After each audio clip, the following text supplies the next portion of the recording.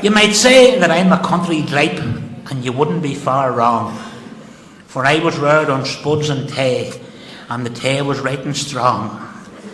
There was porridge for your breakfast and soda bread for supper, and all the spuds that you could eat were great big lumps of butter. Now I've reared a wheen of youngsters, and they've all growed up right grand, but they take me out to places that I just can't understand. They'll light round on a Sunday and pick up me and the wife, and head after eating houses like you've never seen in your life. We went to this Italian place done up in golds and reds, a big long name with letters that was mostly A's and Z's. The waiter hovered round me muttering pizza this and pizza that. So I pointed at someone and says, I'll try a piece of that. Well, he landed with a plate of stuff the size of a manhole cover. It looked just like a pancake that somebody had booked over.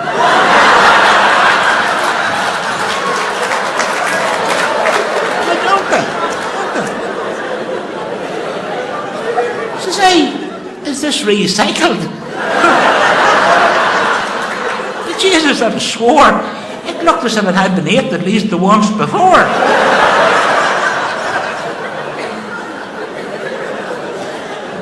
Well, I tried my best to cut it, but it stuck together like glue. There was cheese all down my trousers and tomatoes on my shoe. I didn't get the half of it, though I tried my very best. It was just like sucking chewing gum from out of a string vest.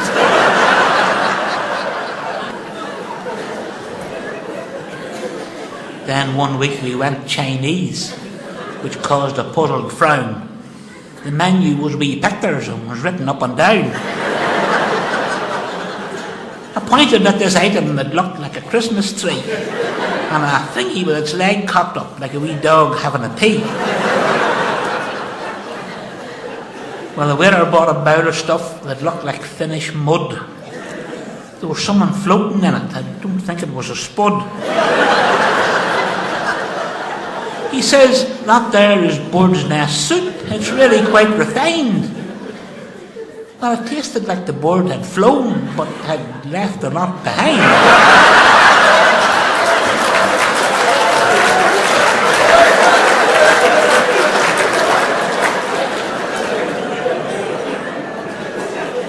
And we got big bowls of rice with lovely bits of pork, but they gave us a couple of bits of sticks instead of a knife and fork. I was rummaging about with these, chasing this and that, but half of it landed down my shirt and the rest was on the mat. Then we tried the Mexicans with peppers, green and red, and things they called tortillas that looked like pita bread. They had tacos and burritos, enchiladas and the lot, and stuff that they called chili. But the jeepers, it was hot.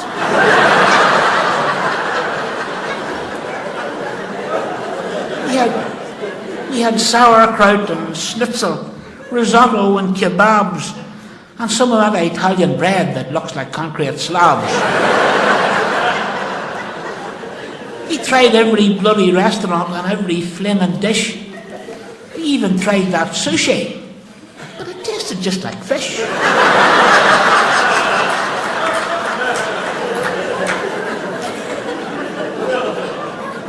One week we tried an Irish place with traditional decor. They had a bicycle nailed to the ceiling and a pish pot at the door.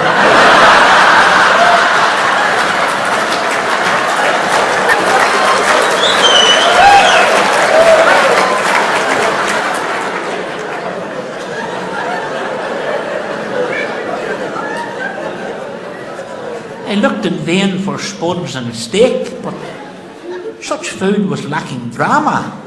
It was honey roast medallions of corn-fed Peruvian llama.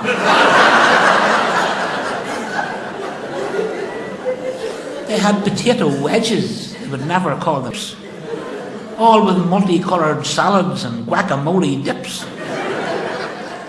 I asked about some sausages and maybe a bowl of champ. The dirty look they gave me, you'd have thought it was a tramp.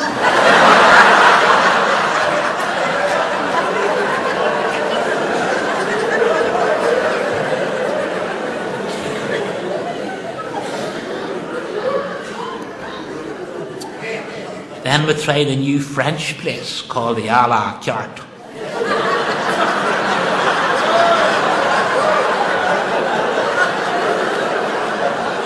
The waiters all looked down their nose as though you'd let a fart.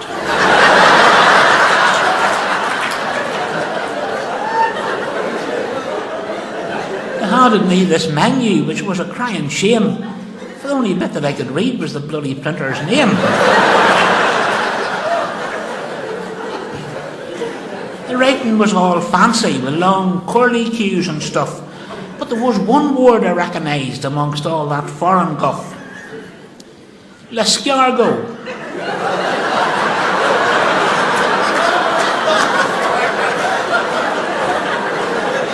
Was a racehorse.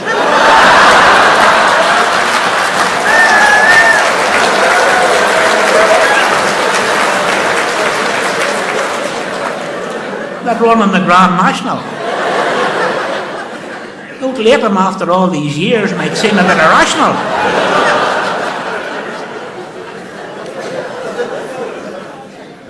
Now, when he was young and at himself, he was bloody hard to beat. He might be kind of stringy now, but you'd know what's on your plate.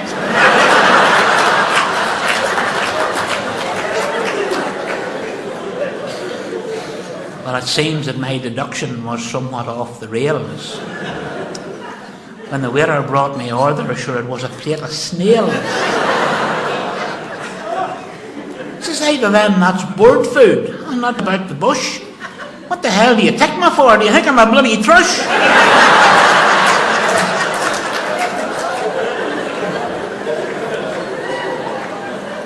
Well, it turns out that they breed them on special farms, be heck. How the hell would you get a grip when you want to wring their neck?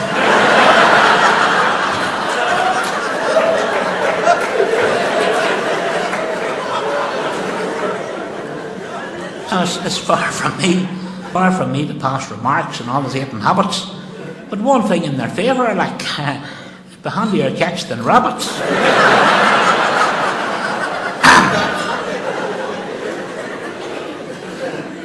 But the final straw was the Indian place called the Star of Old Bengal. The waiter's head was bandaged up. He must have had a fall.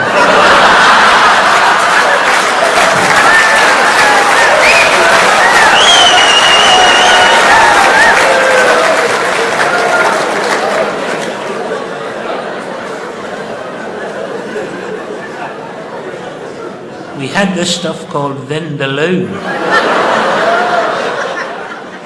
It looked like liquid yellow man. Well, I don't know where the vin came from, but the loo I understand.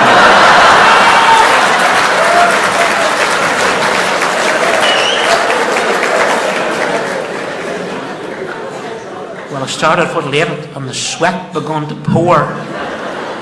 It was running down the shock of my arse and dripping on the floor.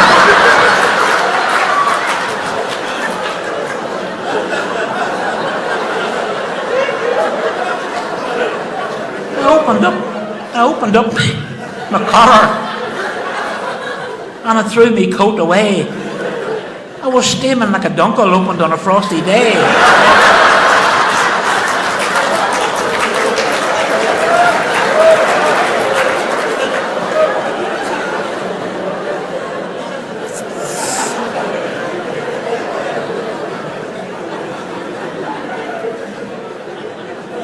We were all back in the motor heading out for home when I noticed things was not quite right in the nether regions of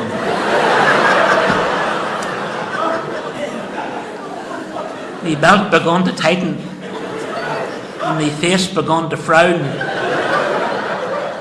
I could feel things start to loosen a wee bit lower down.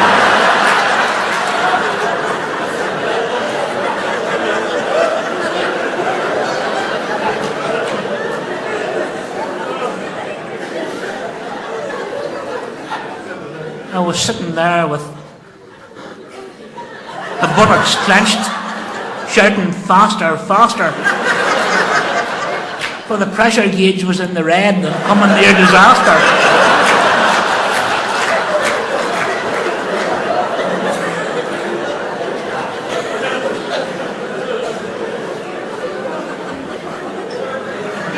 The car had not stopped rolling when it burst out of the back and hit the door like the drug squad raiding the house for crack.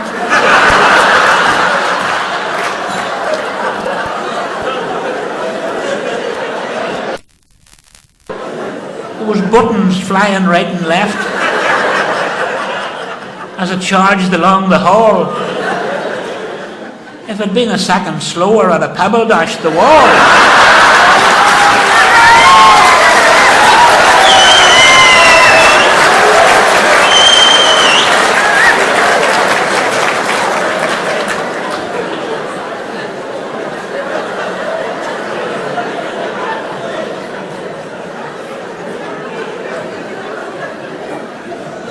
The wife come banging on the door, roaring off her head. But I shouted, Jesus, woman, it's coming out like thread.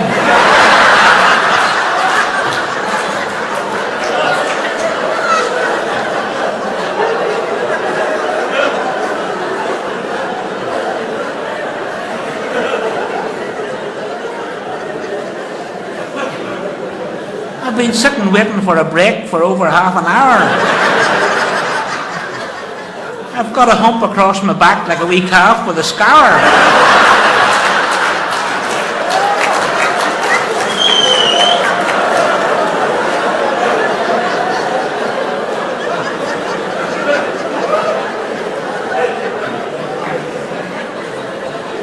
You'll have to get me a bloody cart if you really need to go.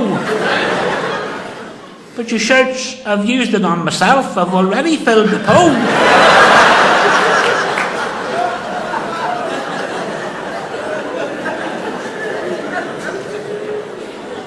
Well, I swore an oath upon that dog as I sat in pain and rage to live on spuds and butter till I died of great old age. And if I should win the lottery, revenge was on me mind. I'll buy a place in India and pay them back in kind.